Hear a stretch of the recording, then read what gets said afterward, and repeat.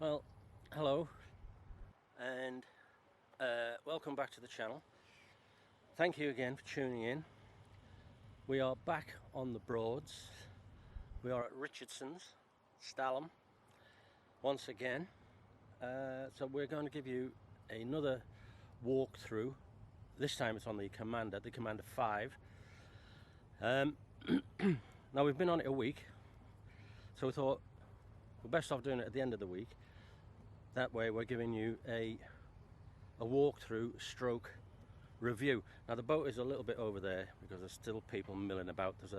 We're in the boatyard and there's a rubbish wagon taking away the rubbish. So I'll take you over to the boat now and I will give you the walkthrough. Thank you.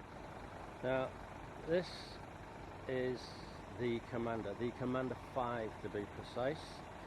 It's one of Richardson's RF45 fleet.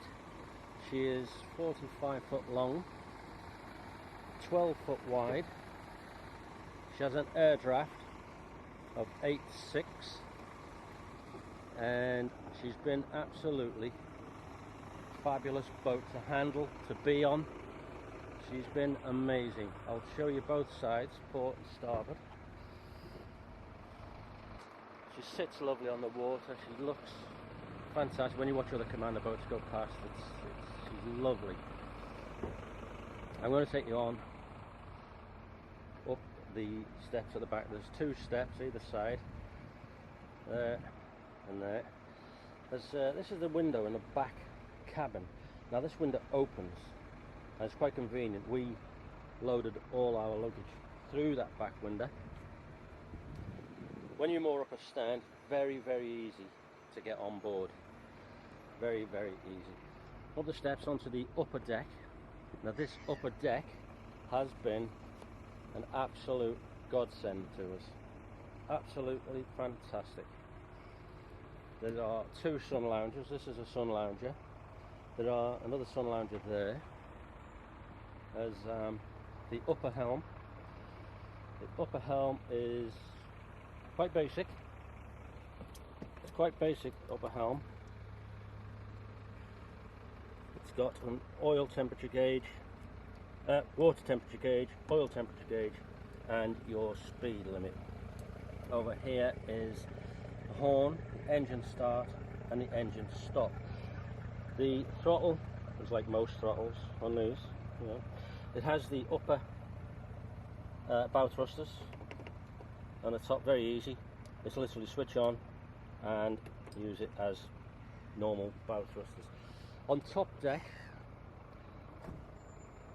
this is a big sunroof, electric sunroof, which comes all the way back to here. This is just another skylight, doesn't open. Let me take you inside. Right. I'll start at the back. Now this is the rear cabin. It's got a lovely big double bed in here. It's very roomy, very spacious. There is the mirror on the wall. There is only one plug socket. I just can't see that because it's bad light on the indoors. But there's only one plug socket there. There's the fire extinguisher. Plenty of room, storage on here. The drawer, as you can see, all these drawers are anti-slam. Nice big spacious cupboard underneath here. More storage along here. Lights, I think there's ambient lighting underneath the windows. There's a towel rail.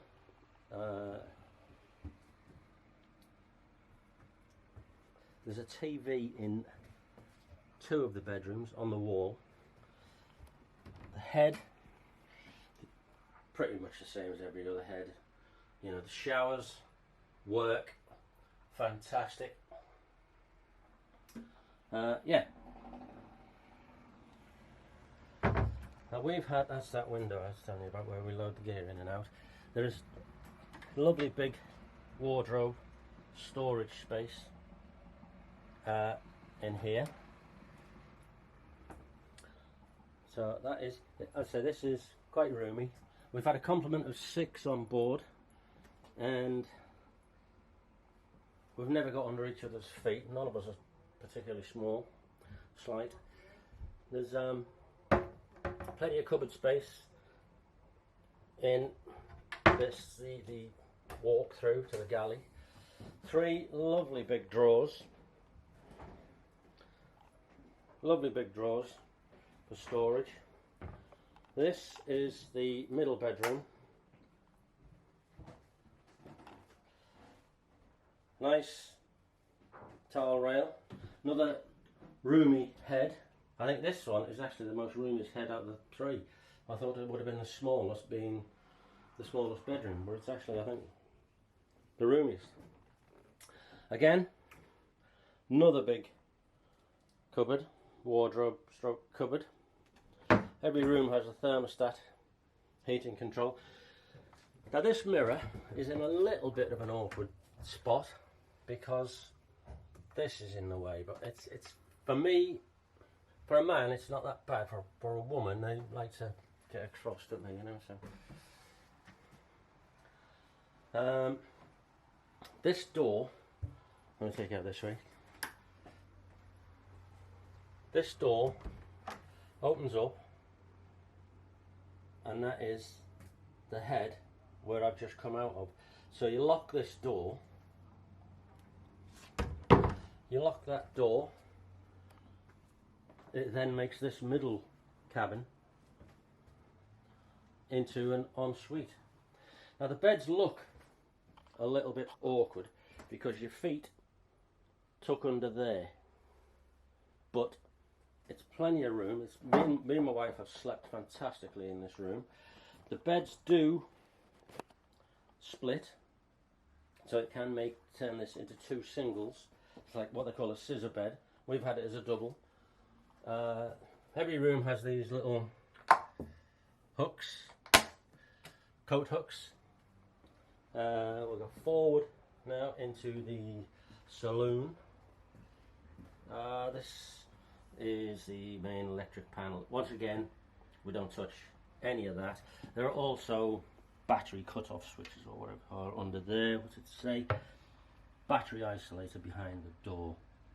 Again, we haven't used that. Another cupboard with some, sorry, my wires are in the way. Another cupboard for plenty of storage space. That's the TV satellite thing, FreeSat, because it's got the big dome on the front. This is the inverter panel, on and off the inverter. This is the heater panel for in here. This is the heater thermostat settings. CD radio. There's 1 plug socket in here, 1 cigarette lighter socket. Switches. Again, they're not very spacious. They're not very generous with the plug switches, but there we go. That was enough. TV in the saloon. Nice big wrap round. There's another big storage drawer under here. Again, all anti-slam. This centre bit does pull out for your supposedly 8 people on board. We don't ever have it as 8. There's a cupboard under here. It pulls out, just rocks out. The lower helm has all the controls. You've got your throttle on your left, the the dash panel, whatever you want to call it. This is the waste tank. It works on a traffic light system. Green, amber, red. When it gets to amber, you've got to start thinking about getting it empty. Now, if we're going to give you a little tip about that, we've had fantastic weather this week, so we've been up on the upper deck all week, so you tend not to monitor that too well. So it's just a little tip. Keep an eye on that, even if you're using the upper deck a lot. Water tank gauge, fuel tank gauge, rev counter, oil pressure, water pressure, oil pressure, battery. There is a GPS speed limit on here. Got the camera, the screen for the reverse camera, satellite on and off, windscreen wiper, horn, Wi-Fi on and off. That is the mud weight switch, and this is the switch for the big canopy that I was telling you about, which opens fully into the galley, which nice big cooker. We've had 6 people on board, and it served us well, this galley. There's a wine right there with 5 bottles, whole 5 bottles of wine. More cupboard space with all your crockery, everything, all your utensils in this drawer here. And this, if you open up this, your pots and pans are underneath there. You've also got all your cutlery there. So yeah, this has been excellent.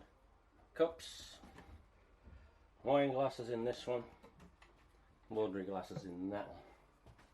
So that is the galley. There are a couple of fire extinguishers on board. This is the carbon monoxide filter thing, light switch. It's also got a smoke alarm up there. The steps up to the upper deck, they're a little bit steep.